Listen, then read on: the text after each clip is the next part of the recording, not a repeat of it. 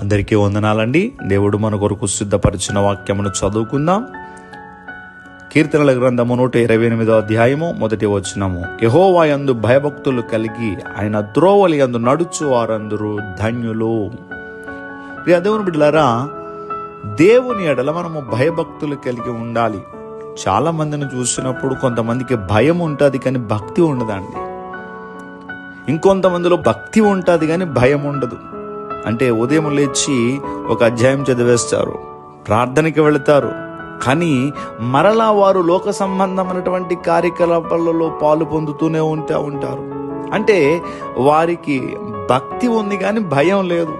ఇంకొంతమంది ఉంటారు, అమ్మో దేవుడు నన్ను చూస్తున్నాడు అని చెప్పి భయము కలిగి ఉంటారు కానీ సరైన ప్రార్థన చేయరు, సరిగ్గా దేవునిలో ఎదగరు. మాట్లాడితే నేను దేవుని బిడ్డను అంటూ ఉంటారు. అలా కాదండి, మనకి భయము కావాలి, భక్తి కావాలి. అందుకనే దేవుని యొక్క వాక్యములు యెహోవా యందు భయభక్తులు కలిగి ఆయన త్రోవల యందు నడుచు వారందరూ ధన్యులు.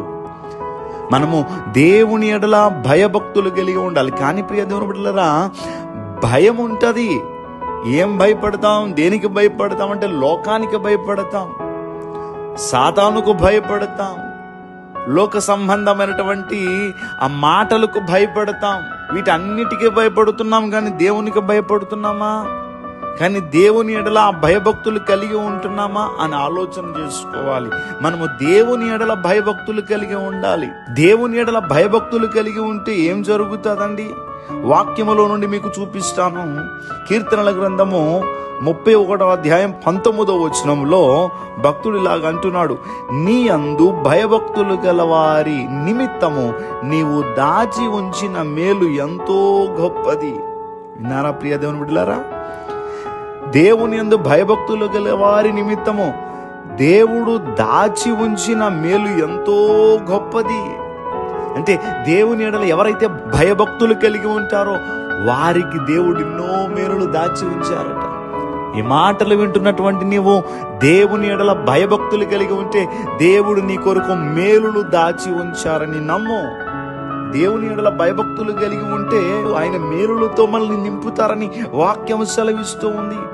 అలాగనే కీర్తనల గ్రంథము 34 అధ్యాయం 7వ వచనం చూసినట్లయితే, యెహోవా యందు భయభక్తులు గల వారి చుట్టూ ఆయన దూత కావలి ఉండి వారిని రక్షించును.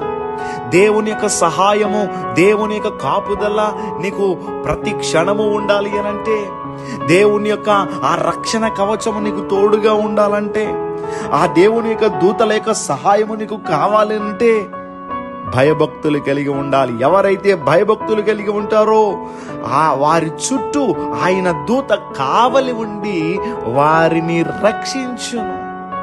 దేవుని బిడ్డలారా, వింటున్నారా ఈ మాటలు? దేవుని యొక్క దూతలు మనకి పంపిస్తాడు దేవుడు. ఆయన దూతలు మనల్ని రక్షిస్తాయి, కాపాడుతాయి. ఎవరికి? అందరికీ కాదు, దేవుని ఎడల భయభక్తులు కలిగిన వారికి మాత్రమే. మరొక మాట చదివి వినిపిస్తాను. కీర్తన గ్రంథము 34 అధ్యాయం 9వ వచనంలో, యెహోవా భక్తులారా ఆయన యందు భయభక్తులు ఉంచుడి, ఆయన యందు భయభక్తులు ఉంచు వారికి ఏమీ కొదువలేదు. ఎంత మంచి మాటలండి! ఈ దేవుని ఎడల ఎవరైతే భయభక్తులు కలిగి ఉంటారో వారికి ఏమీ కొదువలేదు. మరి దేవుని ఎడల భయభక్తులు కలిగి ఉంటున్నావా? పర్వాలేదులే, వాళ్ళు చేస్తే లేదు కానీ, వీళ్ళు చేస్తే లేదు కానీ, నువ్వు వారిని వీరిని చూసి భక్తి చేస్తున్నావేమో. లోకాన్ని చూడుకు, దేవుని వాక్యాన్ని చూడు. నీ ప్రక్కన ఉన్న వారితో పోల్చుకోకు. నువ్వు దేవుని యొక్క వాక్యాన్ని చూసి దేవుడు నన్ను చూస్తున్నాడని పరిశుద్ధమైనటువంటి జీవితం కలిగి ఉండు. ఆయన త్రోవల యందు నువ్వు నడిచినప్పుడు ధన్యుడవు నీవు. దేవుని యొక్క ఆశీర్వాదాలు చూడండి. మనం చదువుకున్నటువంటి వాక్యములో దేవుని ఎడల భయభక్తులు కలిగిన వారికి దేవుడు మేలులు చేస్తారు. దేవుని యందు భయభక్తులు కలిగిన వారికి ఆయన దూతలు తోడుగా ఉంటాయి. దేవుని ఎడల భయభక్తులు కలిగిన వారి ఎడల ఏ మేలు కూడా వారికి కొదువలేదు. ఎన్ని మాటలు మనం వింటూ ఉన్నాం. కనుక ఈ రోజు నుంచి దేవుడు చూస్తున్నాడు అన్నటువంటి భయముతో మనం బ్రతుకుదాం. నీ మాట మాట్లాడేటప్పుడు దేవునికి భయపడు. నీ చూపు నువ్వు ఎలా చూస్తున్నావు, అమ్మో నేను ఇలా చూడకూడదు, నా దేవుడు చూస్తూ ఉన్నాడు, నేను ఇలా ఆలోచించకూడదు, నా దేవుడు చూస్తాడు. ప్రతి క్షణం దేవునికి భయపడి బ్రతుకుదాం మనం. అదే భక్తి జీవితం. ఇలాంటి భయభక్తులు మనం అందరం కలిగి ఉందుము గాక. దయచేసి ప్రార్థన చేసుకుందాం. సర్వాధికారి అయిన దేవా, మీకు వందనములు. ఈ ఉదయకాల సమయం మీరు మాతో మాట్లాడారు. ఈ మాటలు ప్రతి హృదయంలో ఫలింపజేసి మీ ఎడల మేము భయభక్తులు కలిగి ఉండాలని మాకు తెలియపరిచారు. మా జీవితాంతము, మా ఊపిరి ఆగేంత వరకు కూడా మీ ఎడల మేము భయభక్తులు కలిగే ఉండాలి.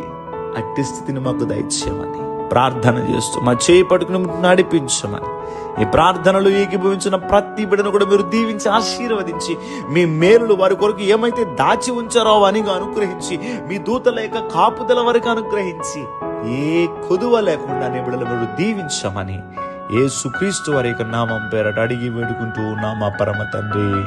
Amen, amen, amen.